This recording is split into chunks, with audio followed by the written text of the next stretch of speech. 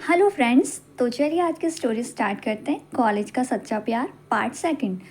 एक दिन कॉलेज के खाली पीरियड में जब लाइब्रेरी में बैठी मैं कोई नोट्स तैयार कर रही थी, वह मेरे पास आया और बड़ी मासूमियत से कहने लगा, नेहा मुझसे शादी करोगी? मैं तो जैसे आसमान से आ गिरी। मैंने उसे ऊपर से नीचे तक घूरा, फिर ज़ोर से हंस पड़ी।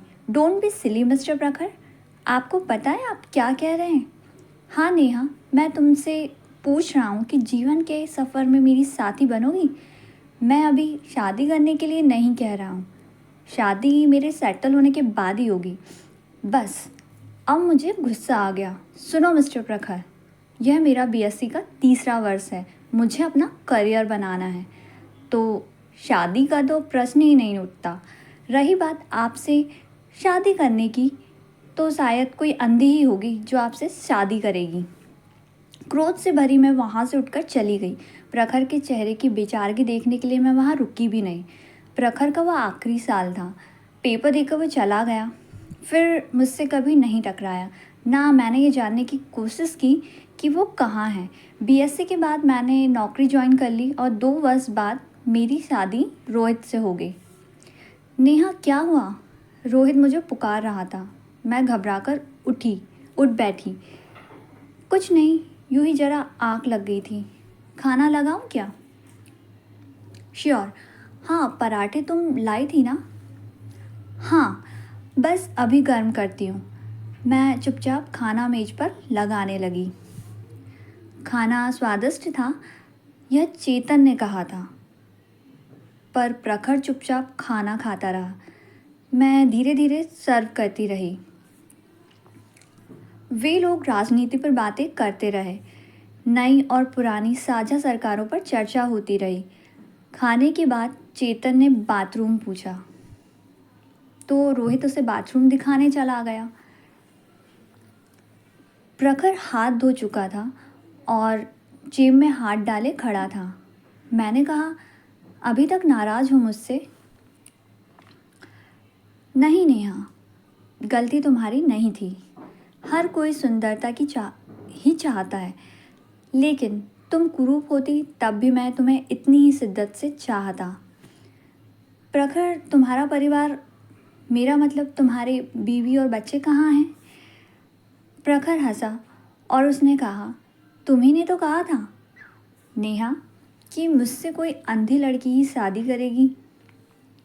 अब अगर मैं अंधी लड़की लाऊं तो उसकी देखभाल कौन करेगा? इससे अच्छा कुंवारा ही मर जाऊं। तभी वहाँ रोहित आ गए।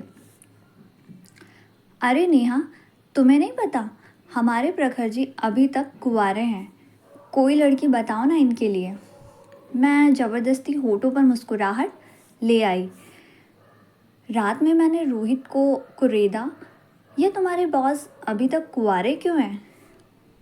क्यों भाई, तुम्हारा इरादा तो नेक है ना? रोहित ने मुझे छेड़ा। रोहित की बात पर मैंने हंस दिया। फिर ना कभी प्रखर आया, ना उसका घर में कभी जिक्र भी हुआ। समय इसी तरह बीतता रहा। साल के अंदर ही रोहित का तबादला मुंबई हो गया और हम दिल्ली से मुंबई आ गए। वहाँ व्यवस्थित होने में कुछ समय लग गया। 4 साल के अंदर ही निकिता और तरु पैदा हो गए।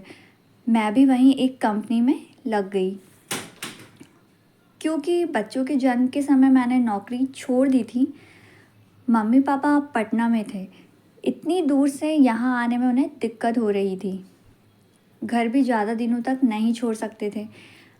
मेरी माँ भाई भाभी के पास बेंगलोर में थी। एक लंबे समय तक कैसे कोई आकर मेरा परिवार संभालता, ऐसा संभव भी नहीं था। 8 वर्ष बीत गए। उस साल बेस्ट सेलिंग के लिए रोहित को कंपनी की तरफ से अवार्ड दिया जाना था। यह अवार्ड दुबई में मिलना था। टिकट हम दोनों को ही दिया गया था। मैं बेहद खुश थी। पूरे 10 दिन का ट्रिप था। हमारी फ़्लाइट मुंबई से थी। कंपनी की गाड़ी हमें लेने आई। बच्चों को हमने बेंगलोर माँ के पास भेज दिया था। फ़्लाइट थोड़ी लेट थी। समय बिताने के लिए हम यूं ही टहलने लगे। हमारे कुछ शुभचिंतक जो हमें छोड़ने आए थे उन्हें हमने वापस भेज दिया। तभी एक स्वर पर चौंक कर हमने मुड़कर देखा। प्रखर खड़ा था। रोहित जी, आप यहाँ? रोहित ने भी चौंक कर देखा। प्रखर बहुत पहले कंपनी छोड़कर जा चुका था, ऐसा रोहित ने मुझे बताया था। रोहित ने भी गर्मजोशी के साथ प्रखर का स्वागत किया। हाँ, हमारी अभी यहीं से फ़्लाइट है। कंपनी ने मुझे अवार्ड के लिए चुना है। बधाई हो, सुना था मैंने। सॉरी, तुरंत आपको विश नहीं कर सका। पैसा और रुतबा हर इंसान को नई चमक देता है। प्रखर का आज का व्यक्तित्व सालों पीछे छोड़े प्रखर से कहीं मेल नहीं खा रहा था। कहाँ वो आंखों पर मोटा चश्मा लगाए ढीली ढाली पैंट पहनने वाला लड़का, और कहाँ आज ग्रे कलर के सूट में उसका निखरा व्यक्तित्व। उसकी आंखों में एक आत्मविश्वास झलक रहा था। इसी बीच मेरी नज़र प्रखर के बगल में खड़ी एक अंग्रेज महिला पर पड़ी। तीखे नैन नक्श और सलीके से पहने वस्त्र। वह मुस्कुराते हुए हमारी बातें सुन रही थी। कौन हो सकती है ये लड़की? उसे देखने से तो लग रहा था कि वह प्रखर के साथ है।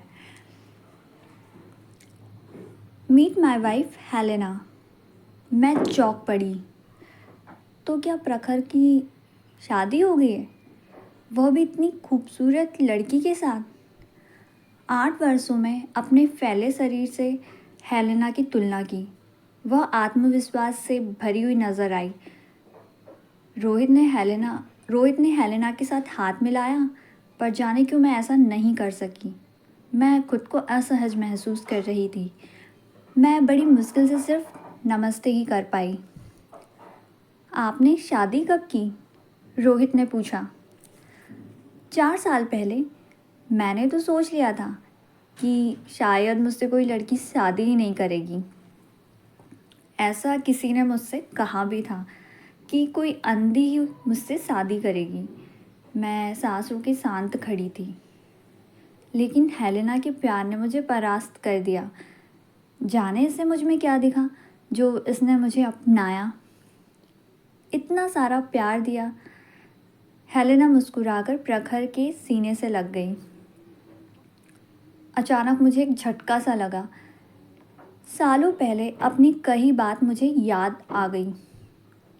क्या प्रखर आज तक इस बात को दिल से लगाए बैठा है? मेरी आंखें शर्मिंदगी से झुक गई। ठीक है, मैं उसे प्यार ना करती, पर उस पर कटाक्ष तो ना करती। प्रखर बता रहा था कि आजकल वह न्यूयॉर्क में है। हेलेना न्यूयॉर्क विश्वविद्यालय में प्रवक्ता है। सुंदरता एवं कुरूपता का यह सुंदर मिलन ना मैंने कभी देखा था ना सुना था। प्रखर आंखों में ढेर सारा प्यार लिए हेलेना को निहार रहा था। जाने क्यों आज अपनी नज़रों में मैं खुद को बहुत छोटा महसूस कर रही थी, और बहुत कुरूप भी। तो फ्रेंड्स, यही थी आज की स्टोरी। अगर आपको मेरी स्टोरी अच्छी लगी तो प्लीज़ मेरे चैनल को लाइक शेयर एंड सब्सक्राइब ज़रूर कीजिए।